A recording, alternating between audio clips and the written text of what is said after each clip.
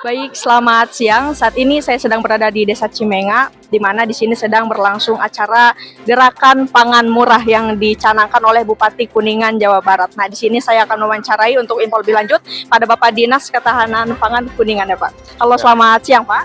ya, selamat siang. Assalamualaikum warahmatullahi wabarakatuh. Sampurasun. Oke, Pak, jadi saya punya banyak pertanyaan nih mengenai program ini. Yang pertama, apa sih alasan utama dibuat program ini, Pak? Ya, jadi gerakan pangan murah itu hadir dalam rangka pengendalian inflasi. Kita tahu bersama bulan Ramadan, Lebaran itu harga-harga otomatis naik. Ya, harga otomatis naik. Kenapa? Satu, terkait dengan permintaan yang tinggi. Ya, semangat belanja lebih tinggi dari biasanya. Stoknya itu bisa sama atau mungkin berkurang. Sehingga apa? Sehingga harga melambung tinggi. Itulah ada inflasi, kenaikan harga. Nah, kenaikan harga itu kita kendalikan ya, biar tidak melambung tinggi. Kita juga kendalikan dari dua sisi. Dari sisi produsen, petaninya juga agar mendapatkan harga yang baik.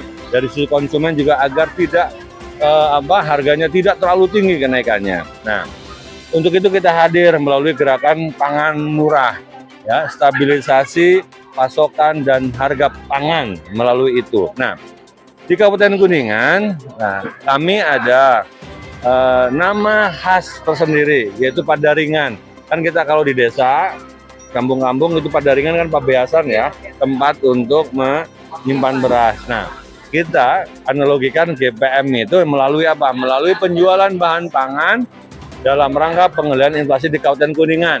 Akronimnya apa? Padaringan. Dan upaya ini adalah merupakan kami tekankan bahwa GPM Padaringan ini, bulan Ramadan ini, merupakan program 100 hari Pak Bupati dan Wakil Bupati Kuningan. Ya, mewujudkan Kuningan melesat. Nah, kemudian kita punya tema atau tagline-nya adalah dirahmati. Ya, diskon Ramadan, hemat tahan inflasi. Oke, Pak. Kalau untuk mekanismenya bagaimana, Pak? Apakah bekerja sama dengan distributor atau petani lokal atau semacamnya? Ya, jadi kami kerjasama dengan distributor, dengan Poktan, kelompok tani, dengan Gapoktan untuk menyediakan bahan-bahan yang dijual seperti sayur mayur, beras, ya, kemudian yang lain-lainnya. Nah, kami melalui ada di sini istilahnya subsidi. Jadi harga pasar berapa, kami berikan subsidi agar harganya bisa di bawah harga pasar. Sehingga rekanan atau mitra kita juga nggak rugi gitu. Jadi kita berikan subsidi untuk itu. Makanya harga di sini yang dijual lebih murah daripada harga pasar. Ya, bisa dibandingkan. Contoh, daging di pasar 130 atau 140 ribu. Di sini hanya 105.000.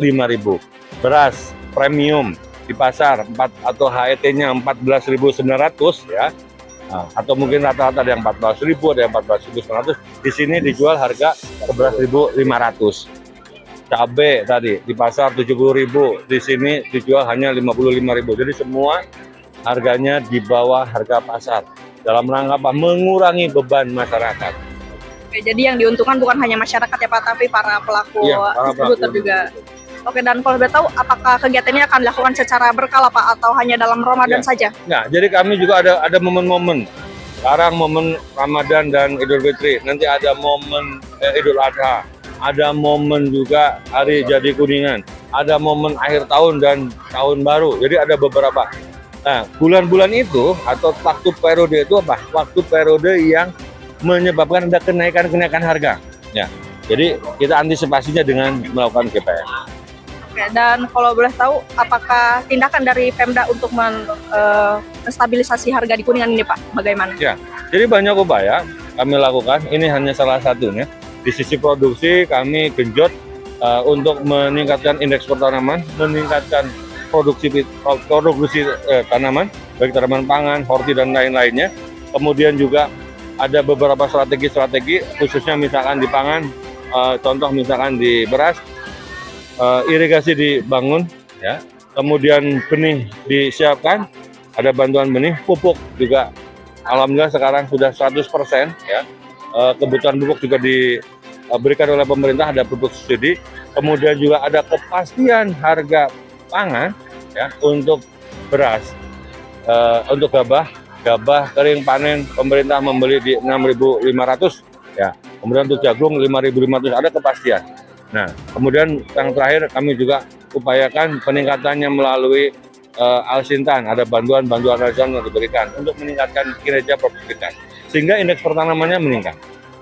Baik, dan kalau boleh tahu sudah berapa lama Pak berlangsungnya program ini dan dilaksanakan di berapa desa? Kalau GPM itu sudah sebelum saya masuk juga sudah ya. Cuma pada tahun kemarin 2024 kami lakukan di 31 titik ya. Tahun ini kita sudah ada 25 titik, belum lagi nanti kita mencoba mengusulkan bantuan melalui Dinas Ketahanan Pangan Provinsi dan Badan Pangan Nasional. Mudah-mudahan ada tambahan. Sehingga kalau tahun kemarin 31 ya, kita tahun ini bisa lebih dari itu. Oke, terakhir Pak, apa harapan Bapak untuk ketahanan pangan di Desa Cimenga? Jadi Cimenga ini juga yang harus diperhatikan, merupakan wilayah daerah yang memang risiko rentan pangan. Sehingga satu, pemerintah desa harus juga meningkatkan ketahanan pangan di desanya. Ada dana alokasi untuk ketahanan pangan dan ini harus dilakukan ya, dialokasikan dengan sebenarnya sehingga ketahanan pangan di Cimenga bisa terwujud. Oke, amin Pak. Terima kasih atas informasinya Pak. Mungkin cukup sekian untuk sesi wawancara pada siang ini. Saya Ulfa Nur Fauzia, pamit.